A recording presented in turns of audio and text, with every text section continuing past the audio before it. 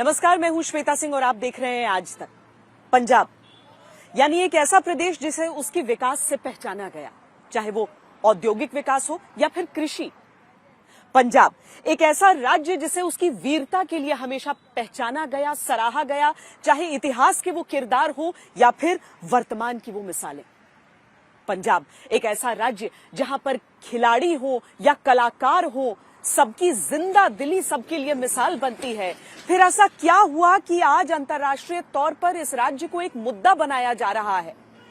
पंजाब में जब आप लोगों से मुलाकात करते हैं तो आपको ऐसा कुछ दिखता नहीं है। फिर दुनिया के अलग अलग देशों में इस तरह की साजिश क्यों सामने आ रही है?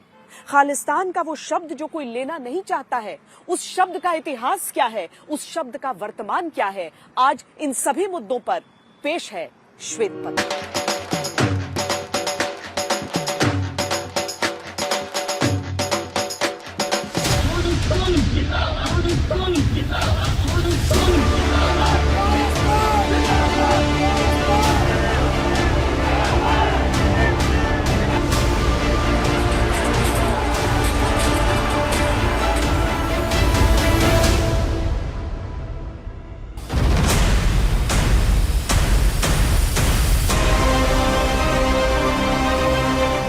एक प्रधानमंत्री की हत्या,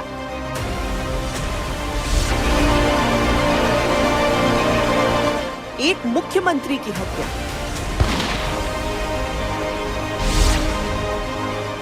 एक पुलिस डीआईजी की हत्या, एक पूर्व सेना प्रमुख की हत्या,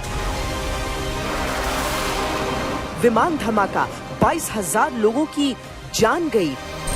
एक अलगाववादी तब, दूसरा अब।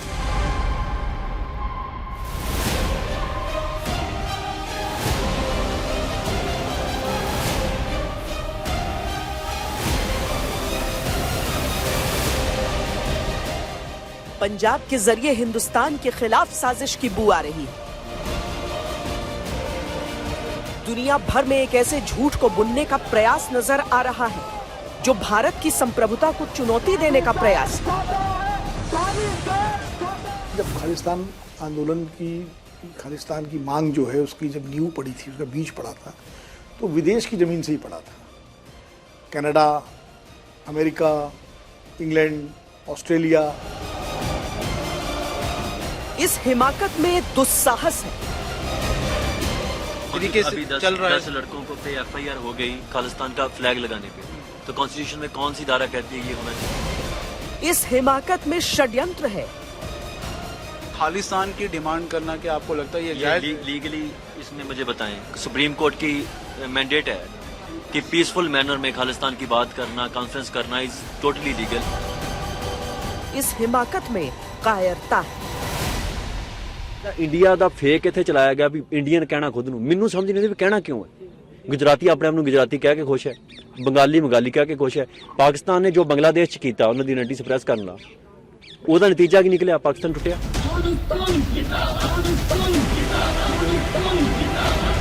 ये खालिस्तान क्या है? खालिस्तान की मांग क्या है? खालिस्तान का शोर मचाने वाले कौन है? इस खेल के असली खिलाड़ी कौन है?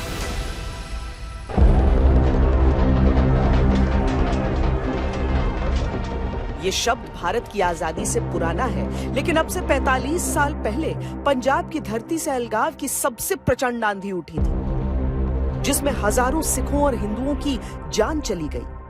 हत्या, अपहरण, यहां तक कि प्लेन हाईजैक में सैकड़ों लोगों का खून बहा। भारत के इतिहास का वो पन्ना आज तक खून से लाल है। अब फिर से कौन है जो वैसी ही होली खेलना चाहता है? किसके इशारे पर ये साजिशें रची जा रही हैं?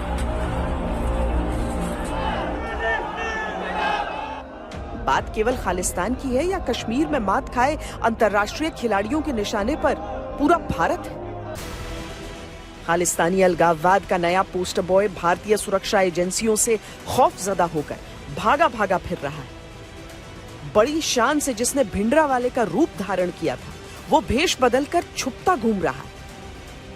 सवाल कई हैं। खालिस्तान की मांग करने वाले पाकिस्तान पर मेहरबान क्यों हैं? ये मांग करने वाले पाकिस्तान से अपना हिस्सा क्यों नहीं मांगते? ये मांग करने वाले भारत के कितने हिस्सों को काट देना चाहते हैं?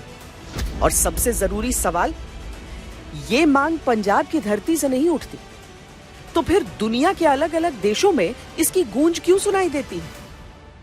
ਇਹ ਤੇ ਕਹਿਣ ਘਣਾਉਣ ਦੀਆਂ ਗੱਲਾਂ ਬਾਤਾਂ, ਕੋਈ ਸਾਨੂੰ ਮਾਓਵਾਦੀ ਜਿਹੜਾ ਵੀ ਸੱਚ ਹੱਕ ਦੀ ਆਵਾਜ਼ ਨੂੰ ਬੁਲੰਦ ਕਰਦਾ ਆ, ਗੁਲਾਮੀ ਨੂੰ ਲਾਉਣ ਦੀਆਂ ਗੱਲਾਂ ਕਰਦਾ ਆ, ਉਹ ਸਾਡੇ ਤੇ ਕੋਈ ਸੈਪਰੇਟ ਜੇ ਸਾਡੇ ਤੇ ਨਾਮ ਲਾਏ ਜਾਂਦੇ ਆ, ਕੋਈ ਖਾਲਿਸਤਾਨੀ ਕਹਿ ਲੋ ਜਾਂ ਕੋਈ ਸਾਨੂੰ ਟੈਰਰਿਸਟ ਚ ਕੋਈ ਸਾਨੂੰ ਮਿਲੀਟੈਂਟ ਕਹਿੰਦਾ ਵਾ, ਜਦੋਂ ਵੀ ਸੱਚ ਆਵਾਜ਼ ਦੀ। ਪਰ ਇਹ ਆ ਕਿਸੇ ਨੂੰ ਇੰਨੀ ਚੀਜ਼ ਦਾ ਮਤਲਬ ਹੀ ਨਹੀਂ ਪਤਾ ਵੀ ਡੈਫੀਨੇਸ਼ਨ ਕੀ ਹੈ ਖਾਲਿਸਤਾਨ ਦੀ, ਮਤਲਬ ਕੀ ਇੱਕ ਖਾਲਸ ਜਗ੍ਹਾ ਵਾ ਜਿਹਦੇ ਵਿੱਚ ਸਾਰੇ ਚੌਪ ਵਰਨਾਂ ਨੂੰ ਉਪਦੇਸ਼ ਸਾਂਝਾ ਵਾ। खालिस्तान की खूनी मांग किसकी नाकामी है? सुरक्षा एजेंसियों की? आज श्वेत पत्र में पंजाब की धरती से देश के लिए जरूरी हर सुलगते सवाल की तह तक जाएंगे।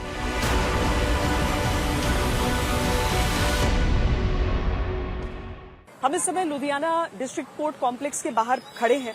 दिसंबर 2021 में यहां पर बम धमाका हुआ।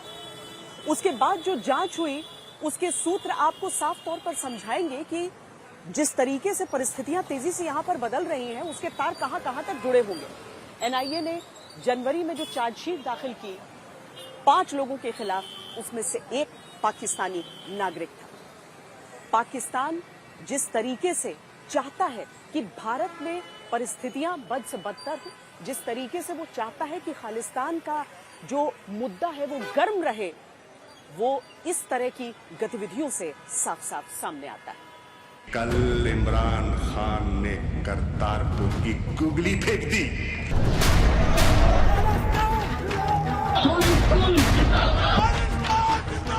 ये बयान पाकिस्तान के तत्कालीन विदेश मंत्री का है और ये बयान ही एक तथाकथित आंदोलन की पूरी पोल खोलता है। कल इमरान खान ने करतारपुर की गुगली फेंक दी। और ये बयान पाकिस्तान के एक विदेश मंत्री का केवल बयान नहीं, बल्कि 1971 में पाकिस्तान को मिली सबसे शर्मनाक हार की खींच है। At 4 p.m. on the 16th of December 1971, Lieutenant General A.A.K. Niazi signed the instrument of surrender and placed himself and his troops under the command of Lieutenant General J.S. Arora.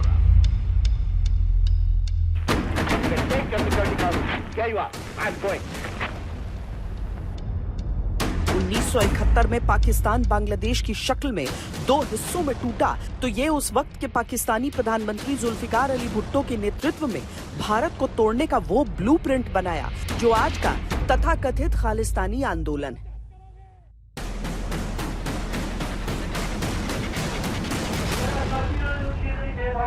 Bharat 1971 की जब लड़ाई हुई और उसमें बांग्लादेश अलग हुआ और उसमें भारत ने बांग्लादेश की मदद की, सबसे पहले उसको मान्यता दी। ढाका में पाकिस्तानी फौजों का समर्पण भारतीय सेनाओं ने कराया। जो मुक्ति वाहिनी थी, जो बांग्लादेश के स्वतंत्रता आंदोलन के जो लोग थे, उनकी मदद हमारी सेनाओं ने की और बांग्लादेश स्वतंत्र हुआ। तभी से पाकिस्तान का जो इस्टेब्लिशमेंट है, वहाँ की सेना, वहाँ का नेतृत्व, राजनीतिक नेतृत्व और वहाँ का सत्ताधारी वर्ग, उनके मन में बहुत बड़ी टीस थी कि भारत ने हमको तोड़ दिया, हमारे 2 टुकड़े कर दिए। पाकिस्तान का जो है वो एक उनको जो जिस तरह से इंडिया ने पाकिस्तान को 2 हिस्सों में बांटा, बांग्लादेश का क्रिएशन हुआ, एक वो नाराज़गी है कि वो कहते हैं कि हम इनको वापस इनके ही वो उसमें रिटेलिएट करें, हम उनको बताएं कि क्या हो रहा है। पाकिस्तान की सोच है ब्लीड इंडिया बाय 1000 कट्स, यानी भारत को इतने घाव देना कि हर घाव से खून निकलता रहे। कश्मीर की चाहत में पाकिस्तान 4 जंग हार गया। सर्जिकल स्ट्राइक और एयर स्ट्राइक के बाद उसके आतंकी मंसूबे मिट्टी में मिलने लगे तो पाकिस्तान एक बार फिर अपने पुराने हुक्मरानों के नफरती एजेंडे को चलाना चाह रहा है और वो एजेंडा है खालिस्तान के नाम पर उपद्रव को बढ़ावा देना। कश्मीर में धारा 370 हट चुकी है। पूरा कश्मीर मन से एक नजर आता है। कश्मीर में मात खाए पाकिस्तान की निगाहें फिर से पंजाब पर हैं, क्योंकि कश्मीर का रास्ता पंजाब से होकर जाता उसे दिख रहा है। पंजाब की जो स्थिति है वो ऐसी है, भौगोलिक स्थिति, कि कश्मीर को शेष भारत से जोड़ता है पंजाब। अगर पंजाब भारत से अगर आप अलग कर दीजिए भारत के नक्शे से, तो कश्मीर अपने आप अलग हो जाएगा। और ये पाकिस्तान की एक बृहद योजना है शुरू से, तब से भुट्टो के ज़माने से, कि कश्मीर को लेना चाहते हैं और कश्मीर लेने में वो कामयाब नहीं हो सकते, क्योंकि हमारी सेनाएं, हमारा सुरक्षा तंत्र, कश्मीर का आवाम, कश्मीर के राजनीतिक दल, आम जनमानस भारत के साथ है, तो वो उसको ले नहीं सकते। अब उनके सामने एक यही योजना थी कि किसी तरह पंजाब में एक ऐसी आग लगाई जाए अलगाववाद की, कि जिससे पंजाब अगर गर्म हो जाए, पंजाब अगर वहाँ एक अशांति हो जाए, तो उसका फ़ायदा उनको कश्मीर में मिलेगा। और पंजाब और कश्मीर अगर भारत से अलग हो गए तो भारत का काफ़ी दुनिया भर में शर्मसारिता भी होगी और भारत के लिए बहुत बड़ा झटका होगा। ये बात किसी से छिपी नहीं कि खालिस्तानी मंसूबों का नक्शा पाकिस्तान में बन रहा है और बाकायदा उसका ऐलान पाकिस्तान की जमीन से किया जा रहा है। पाकिस्तान के एक डिफेंस एक्सपर्ट का ये बयान केवल एक व्यक्ति का बयान नहीं है, बल्कि इसके पीछे की सच्चाई इस तस्वीर में देखिए। मांग खालिस्तान को लेकर लाहौर में जनमत हुई और गाड़ी पर झंडा पाकिस्तान का। क्या इसके बाद भी कोई सवाल रह जाता है ये समझने को कि कौन है खालिस्तानी प्रोपेगेंडे का प्रायोजक? दुनिया के अलग अलग हिस्सों में बैठे भारत विरोधी लोग हैं जो खालिस्तानी चिंगारी को हवा देने की कोशिश कर रहे हैं। ऐसे करीब 9 ग्रुप सामने आए हैं जिनकी जड़ें 6 देशों में फैली हुई हैं और इनमें से 3 समूह पाकिस्तानियों के। Khalistani Zindabad force, Babbar Khalsa international, Khalistan commando force, इन तीनों के हैंडलर पाकिस्तान में हैं। इनके अलावा खालिस्तान टाइगर फोर्स को लंदन से, खालिस्तान लिबरेशन फोर्स को कनाडा से संचालित किया जाता है। गुरमीत सिंह और भूपिंदर भिंड KZF जर्मनी से, गुरशरणवीर सिंह यूके से, गुरजिंदर सिंह इटली से, पुरुषोत्तम सिंह फ्रांस से बैठकर भारत विरोधी और खालिस्तान समर्थित गतिविधियों में लगे। इन दिनों बेहद चर्चा में आए सिख फॉर जस्टिस का नेता गुरपतवंत सिंह पन्नू अमेरिका से आग उगलता है और वो वहां खुद को राजनीतिक कार्यकर्ता तक घोषित कर चुका है। इसे पाकिस्तान के हिस्से वाला पंजाब खालिस्तान में नहीं चाहिए। 2020 से 2022 के बीच पाकिस्तान की तरफ से पंजाब में 369 ड्रोन्स भेजे गए जिनके जरिए हथियारों को पहुंचाने की कोशिश की गई। पिछले 3 सालों में खालिस्तानी आतंकियों के 50 मॉड्यूल पकड़े गए जिनमें से कई की जड़ें पाकिस्तान में जमी। पंजाब में ड्रग के साथ साथ एक गन कल्चर भी है, और गन कल्चर इसलिए है कि उसमें भी सीमावर्ती और इनका ड्रग पेडलर्स का, इनका सबका बड़ा योगदान है। आप देखिए पिछले कुछ समय में कुछ ड्रोन पकड़े गए थे जो हथियार फेंकते हुए, तो सीमा पार, चूंकि पाकिस्तान में क्या है, अफगानिस्तान से और जो पेशावर वाला और जो उसका उत्तर पश्चिमी हिस्सा है, वहाँ हथियारों की पूरी मंडी लगती है। और वो पंजाब, पुराना पंजाब जो था, वो सब एक ही हिस्सा था, कल्चरली वो एक ही हिस्सा है भारत और पाकिस्तान का जो पंजाब है, और जो आखिर पेशावर तक जाकर के और बिल्कुल अफगानिस्तान की सीमा तक पहुंच जाता, कोयटा और पेशावर तक। तो वहाँ से जो ड्रग के साथ साथ हथियार भी आते हैं, और हथियार बाकायदा जो है वो पंजाब में फेंके जाते हैं, वे पहुँचाए जाते हैं, और वो एक वहाँ लीगल इलीगल गन कल्चर बहुत ज़्यादा जो है प्रचलित हो गया है, खासकर नौजवानों के बीच में। तो इसीलिए वहाँ गैंग वॉर भी हो रहा है। अब सिद्धू मूसेवाला की जिस तरह हत्या हुई, या और भी तमाम इस तरह के कई कांड सामने आए, तो पंजाब में जो है gang war, drug, gun culture और खालिस्तानी आतंकवाद या खालिस्तानी अलगाववाद, इस सब की एक कन्वर्जेंस बनती जा रही है। बीते 3 सालों के अंदर पाकिस्तान ने खालिस्तान समर्थकों की फौज तैयार की और ISI के जरिए विदेशों से फंडिंग का इंतजाम किया। ऑस्ट्रेलिया, अमेरिका, यूके के अलावा खालिस्तानी आतंकियों का नया बेस जर्मनी है। अमृतपाल उसी नापाक पाकिस्तानी साजिश का चेहरा है। और जब आप गौर से अंतर्राष्ट्रीय स्तर पर कुछ अंतर्राष्ट्रीय नेताओं की आवाजें भारत के खिलाफ उठती देखेंगे, तो आपको समझ में आएगा कि ये वही देश हैं जिन्होंने आतंकियों को अपने देश की जमीन का इस्तेमाल करने की छूट दे रखी है।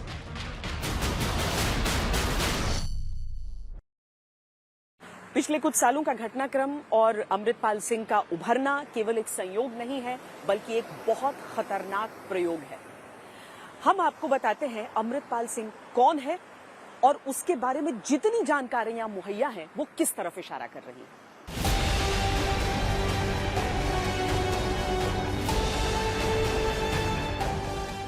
दुबई में ट्रक ड्राइवर का काम करने वाला एक व्यक्ति पंजाब में अलगाववाद का एक चेहरा बन गया। अमृतपाल सिंह किसान आंदोलन के बाद एक बार दोबारा चर्चा में तब आया जब वो और उसके सैकड़ों समर्थक अजनाला के एक थाने को घेरकर तलवारों और लाठियों के दम पर हिरासत में लिए गए अपने एक साथी को छुड़ा ले गए। हजारों उपद्रवियों की मौजूदगी में पुलिस खामोश खड़ी रही और एक शख्स सरेआम कानून की धज्जियां उड़ाते हुए गायब हो गया।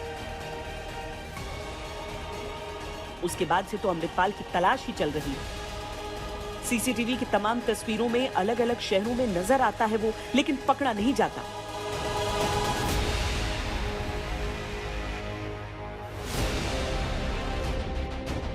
अमृतपाल सिंह का जन्म पंजाब के अमृतसर के खेड़ा गांव में 1993 में हुआ था। काम के सिलसिले में दुबई गया, लेकिन वहां से लौटने के बाद अमृतपाल दीप सिद्धू की मृत्यु के बाद उसके संगठन वारिस पंजाब डे का मुखिया बन गया। अमृतपाल सिंह अक्सर अलग अलग मंचों से खुद को सिख समुदाय का रहनुमा बताता रहा है। वो जरनैल सिंह भिंडरावाले को अपना गुरु बताता है और खालिस्तानी समर्थक है। अमृतपाल सिंह ने गृह मंत्री और प्रधानमंत्री को धमकी देने का दुस्साहस भी किया है। खालिस्तान समर्थक अमृतपाल सिंह के संगठन वारिस पंजाब डे के साथ पाकिस्तान के रिश्तों के सबूत सामने आए हैं। पिछले साल मई में टोरंटो में एक बैठक हुई जिसमें कनाडा में पाकिस्तान के काउंसिल जनरल ने एक खालिस्तानी गुट से मुलाकात की थी। इसमें दलजीत सिंह कलसी शामिल था। दलजीत सिंह कलसी अमृतपाल सिंह का सहयोगी है, उसे हिरासत में लिया जा चुका है। इशारा साफ है, अमृतपाल भले ही भारत का रहने वाला हो, लेकिन उसकी डोर पाकिस्तान के हाथ में है। बंटवारे के समय जब सरहद की लकीर खींची गई तो पंजाब ने बहुत दर्द देखा। जो संयुक्त पंजाब था वो दो हिस्सों में बीचों बीच बंट गया। एक टुकड़ा पाकिस्तान और एक टुकड़ा हिंदुस्तान की ओर आ गया। लेकिन सरहद के नजदीक होने वाला राज्य होने के कारण बहुत सारी चुनौतियां भी हमेशा रही। पाकिस्तान की तरफ से ड्रग्स का सप्लाई हो या फिर यहां की युवाओं को बरगलाने का प्रयास, पंजाब ने समय समय पर बहुत दर्द देखा है।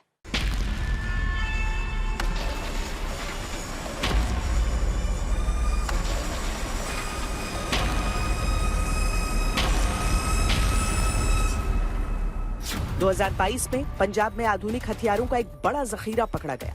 हैरानी की बात यह थी कि ये सारे हथियार ड्रोन के जरिए भेजे गए।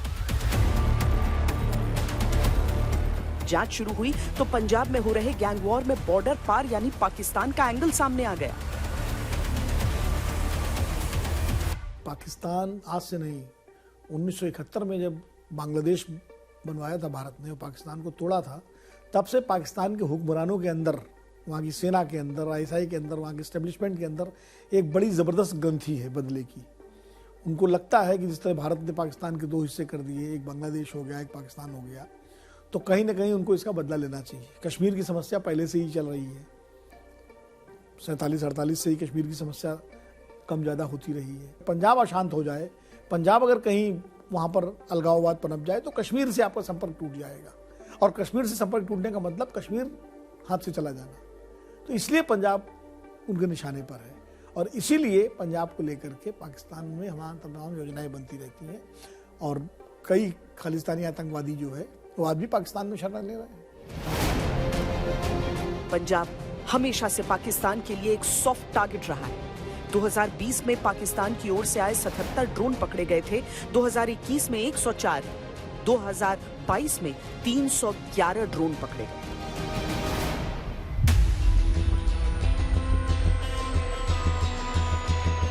अनुच्छेद 370 हटने के बाद से जब जम्मू कश्मीर में सुरक्षा बढ़ाई गई तो बौखलाए पाकिस्तान का फोकस पंजाब की ओर हो गया।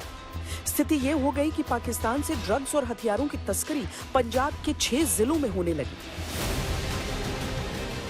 2018 में 50,045 किलो ड्रग सीज किया गया। 2019 में 44,239 किलो ड्रग पकड़े गए। 2020 में 37,364 किलो, 2022 में 60,000 किलो ड्रग्स जब्त किए गए। और इन सब का सीधा सीधा कनेक्शन पाकिस्तान से निकला। भारत में हथियारों और ड्रग्स की तस्करी कर पाकिस्तान पंजाब के युवाओं को न केवल नशे का आदी बनाना चाहता है, बल्कि नौजवानों को भटकाकर खालिस्तान जैसी चीजों के लिए भारत से विद्रोह करने के लिए उकसा रहा है।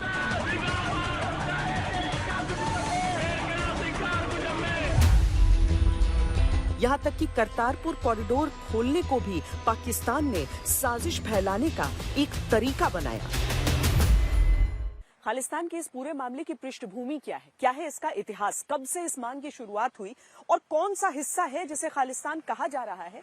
लेकिन इसके साथ ही सबसे बड़ा सवाल जो है वो ये कि जिस खालिस्तान की राजधानी लाहौर को बताया जाता था, जिसमें पाकिस्तान के हिस्से को भी एक साथ करके हिंदुस्तान के एक अलग खालिस्तान की मांग हो रही थी, वह पाकिस्तान के हिस्से की मांग अचानक गायब कहां हो गई?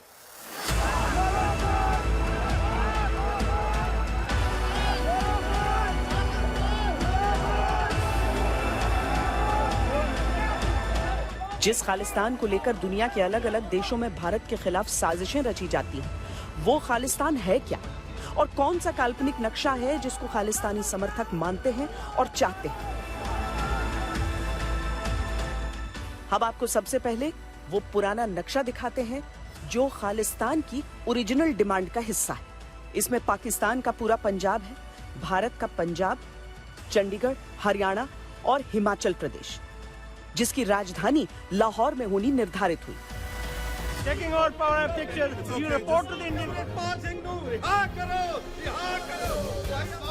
वक्त के साथ जब मांग बदली तो उससे साजिश का पूरा सच सामने आया।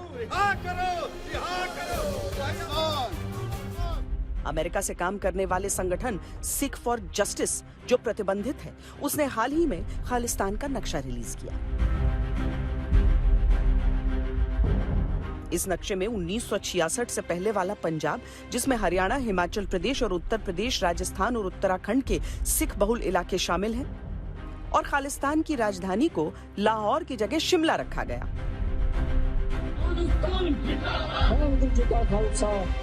तो सवाल है कि यह बदलाव आखिर आया कैसे? पाकिस्तानी पंजाब इस मांग से दूर हुआ कैसे? सीधा सा जवाब यही है कि जिस पाकिस्तान से खुद ही इस अलगाववाद को हवा दी जा रही है, जो पाकिस्तान सोते जागते भारत के टुकड़े करने के सपने देखता हो, वो खुद अपना एक और टुकड़ा क्यों करवाना चाहेगा? हम आपको खालिस्तान की पूरी कहानी भी सुनाते हैं, वो खालिस्तान जिसकी बुनियाद ही हिंसा पर रखी गई। 31 दिसंबर 1929 तत्कालीन पंजाब की राजधानी लाहौर में कांग्रेस का वार्षिक अधिवेशन हुआ। इस अधिवेशन में मोतीलाल नेहरू ने पूर्ण स्वराज का घोषणा पत्र तैयार किया, लेकिन इस घोषणा पत्र का 3 समूहों ने खुलकर विरोध किया।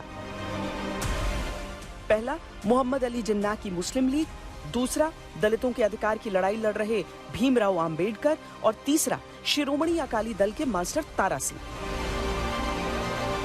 मास्टर तारा सिंह पाकिस्तान के बनने के खिलाफ थे, लेकिन लाहौर और मुल्तान को मिलाकर आजाद पंजाब के हिमायती थे। 1940 में पहली बार सिख होमलैंड के लिए मांग रखी गई।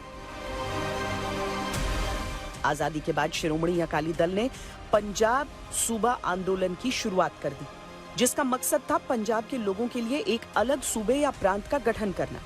लेकिन 1955 में स्टेट्स रीऑर्गेनाइजेशन कमीशन रिपोर्ट ने अकाली दल की इस मांग को खारिज कर दिया।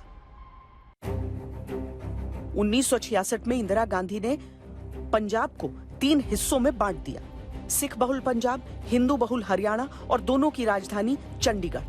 कुछ इलाकों में हिमाचल प्रदेश के साथ मिला दिया गया, लेकिन ये कई लोगों को पसंद नहीं आया। दिल्ली की सड़कों पर सिखों और हिंदुओं के बीच हिंसक झड़पें शुरू हो गई। 1977 के चुनाव में इंदिरा गांधी की कांग्रेस को जबरदस्त हार मिली। पंजाब विधानसभा के चुनाव में भी कांग्रेस हार गई। प्रकाश सिंह बादल के नेतृत्व में अकाली दल की सरकार बनी। अब पंजाब की राजनीति में एक ऐसे शख्स की एंट्री हुई जिसने 7 साल के भीतर पंजाब ही नहीं बल्कि पूरे देश में उथल पुथल मचा दी। नाम था जरनैल सिंह भिंडरावाले। जरनैल सिंह भिंडरावाले अमृतसर के प्रभावशाली दमदमी टकसाल का जत्थेदार था। उसके तेवर शुरू से ही तेज थे। ਝੂਠਾ ਪੁਲਿਸ ਮੁਕਾਬਲਾ ਬਣਾ ਕੇ ਮਾਰ ਦਿੱਤਾ ਉਹ ਤੁਸੀਂ ਉਹ ਤੋਂ ਹੱਕ ਲੈ ਲਿਆ ਉਹਨੂੰ ਮਾਰ ਦਿੱਤਾ ਬੀਬੀ ਨੇ ਕੀ ਗੁਨਾਹ ਕੀਤਾ 13 अप्रैल 1978 को निरंकारी और अमृतधारी सिखों के बीच हुई खूनी मुठभेड़ के बाद से ही वो चर्चा में रहे। इसमें 13 अमृतधारी सिख मारे गए। भिंडरावाले के नेतृत्व में खालिस्तान की मांग उग्र हो गई। पंजाब में हिंसा बढ़ती गई। भिंडरावाले को रोकने के लिए ऑपरेशन ब्लू स्टार चलाया गया, जिससे उठी आग का नतीजा यूं रहा कि 4 महीने बाद प्रधानमंत्री इंदिरा गांधी की हत्या कर दी गई। फिर 1995 में पंजाब के मुख्यमंत्री बेअंत सिंह को मार दिया गया। पंजाब हिंसा के हवाले हो गया। करतारपुर कॉरिडोर को जब से खोला गया है, उसके बाद से सोशल मीडिया पर खालिस्तान शब्द जो है वो बार बार नजर आता है। आंकड़े इस बात की तस्दीक करते हैं। दरअसल उस समय को ये अगर हम ले लें तो भारत के लिए हमेशा ये धर्म का मुद्दा रहा, लेकिन पाकिस्तान के लिए इस मुद्दे में एक मौका रहा।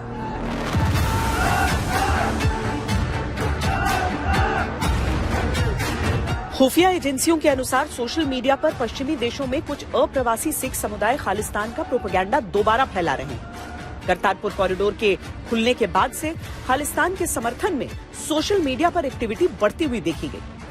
खुफिया एजेंसियों को इस बात की जानकारी भी मिली कि खालिस्तानी समर्थक गुट और आईएसआई आपस में किस तरह से मिले हुए हैं और वो तीर्थ यात्रा के बहाने भारत में ड्रग्स और अलगाववाद को बढ़ावा देने की कोशिश कर रहे हैं।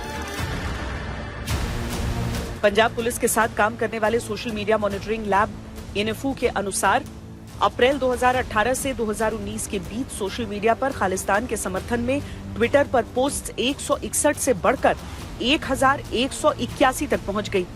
फेसबुक पर 56 से बढ़कर 1439 और यूट्यूब पर 218 वीडियो से बढ़कर 1374 वीडियो। अचानक से हुई इस बढ़त का अर्थ यही है कि ये समूह सिख आबादी को खालिस्तान के नाम पर जोड़ने के लिए एक प्लेटफॉर्म ढूंढ रहे हैं।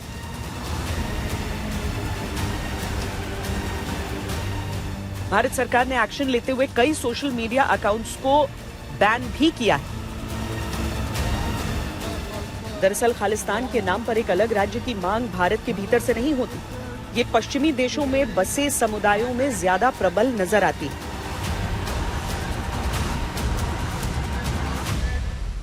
श्वेत पत्र में आज के लिए इतना ही। कैमरा पर्सन सैयद मोहसिन के साथ मुझे दीजिए इजाजत। देश और दुनिया की बाकी खबरों के लिए आप देखते रहिए आज तक।